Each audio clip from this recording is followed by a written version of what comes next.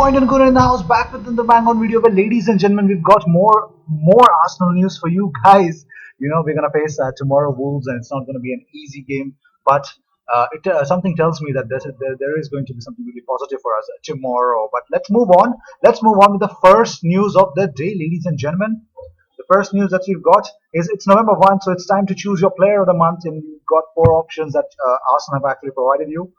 Gabriel Martinelli, Nicola Pepe, David Luiz, and Matteo Genluzi. You can go and vote for your favorite player of the month, actually, for this October. Moving on, Stuart McFarlane, well, the photographer from Arsenal, has actually posted this after Xhaka opened up about his experience. He said, so-called fans sending death threats to player wives, wishing cancer on their children, and screaming at player for not signing a shirt they sell on eBay. Not the Arsenal I fell in love with. Oh my God. Wow. Damning, damning. Whenever this guy posts something, it just straight comes from his heart, and I love that about him. Moving on. Well, independent. Well, it's actually said that some players, including some of more senior players, are just not having Emery. Emery doesn't seem to want to work on their weaknesses. You'll hear more on this. Whenever something of a crisis happens with Arsenal or any team, media just blows everything out of proportion, and we're also definitely these guys will make us get back to that same thing that Unai Emery's language not everybody understands. This was a news circling around last 2 months, but just don't listen to them. That's what I want you guys, you fans, understand this point. Well, moving on.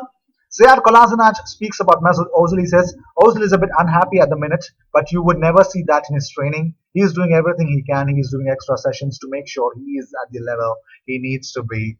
I want to see Mesut Ozil tomorrow, and if that does not happen, I don't think so. I don't think so. Unai Emery is actually understanding his situation. He needs to have someone link up with Lacazette, Aubameyang, and Pepe. So I think right now Ozil is the right man. Ceballos needs to hold it down. Moving on.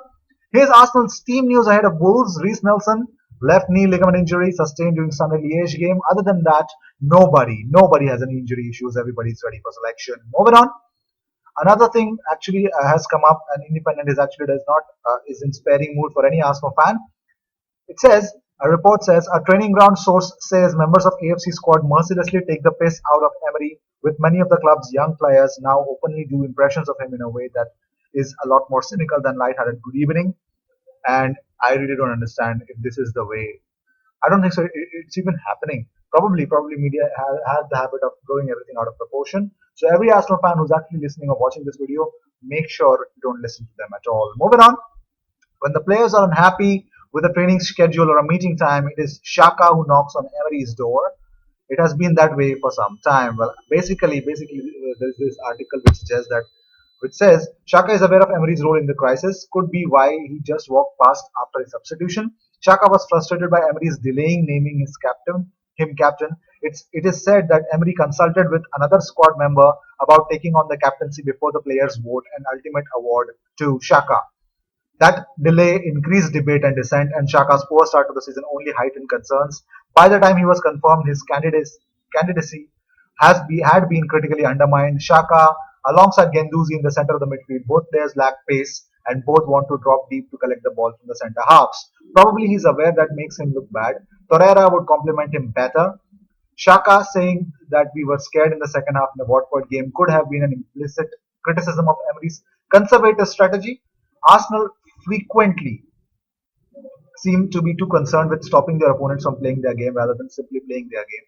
Emery's indecisiveness is hurting the team, whether it's prevaricating over the captaincy, fiddling with formations, or hokey cocking Mesut Ozil in and out of favor. The focus on Ozil and Xhaka suits Emery. It is shielding him from scrutiny on the job he is doing. Oh my God, this article is damn negative. Moving on. Well, I have actually posted whatever Granit Xhaka had posted in the English version of whatever he wanted to say on his Instagram account about his actions against the Palace game.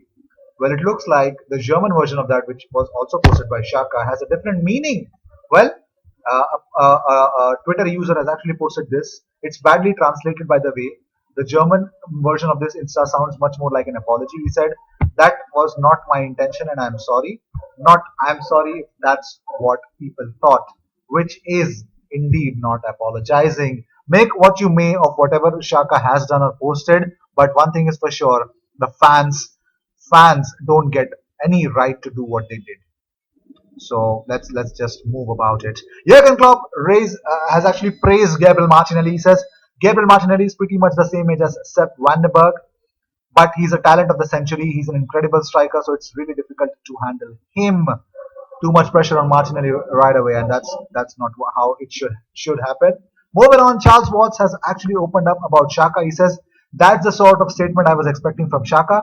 He was never going to totally hold his hands up and say sorry, no matter how much the club pushed. Whether this is enough for everyone, who knows? But it ends the silence and sheds light on the reasons behind his frustration. Also, Unai Emery has left Arsenal captain Xhaka out of the squad to face Wolves on Saturday. Is this right? I don't know. I'll full transcript coming your way. Well, here's the important thing that this is the reason why this video was made. First 72 games in charge, Jurgen Klopp had 38 wins. Emery has 43. 19 draws for Klopp, 12 for Emery. 15 losses for Klopp, 17 for Emery. 139 goals scored by Klopp, 142 by Emery. 79 conceded, 87 by Emery. 25 clean sheets by Klopp, 23 by Unai Emery. Who's the best now? Suck it up, all Arsenal fans. You have to back this guy. Moving on, full transcript as Unai Emery talks about Granit Xhaka and everything. On Xhaka, he said he was wrong. We need to stay calm, speak to him internally about it. We are working with the club and the players to play under pressure. We are going to speak with him because the reaction was wrong. We are here because we are supporters. We work for them and we need to have respect for them when they are applauding us and criticizing us. Well, when he was asked whether Xhaka will remain the captain or not, now is not the time to talk about it. That's exactly his reaction when we used to ask about Mesut Ozil. On the result against Crystal Palace, he moaned about the VAR. He said we can speak about our performance and the VAR decision. We started very well and then conceded many chances, so we should have controlled possession better to get more chances at 2-0. Well, Unai Emery has actually spoken up about everything, so let's just not jump into that facts anymore. So these were the news of the day. I hope you enjoyed whatever came your way. All the news and news, everything about Arsenal. So make sure you subscribe and be a part of this community. I will see you in my next video. Until then, cheers.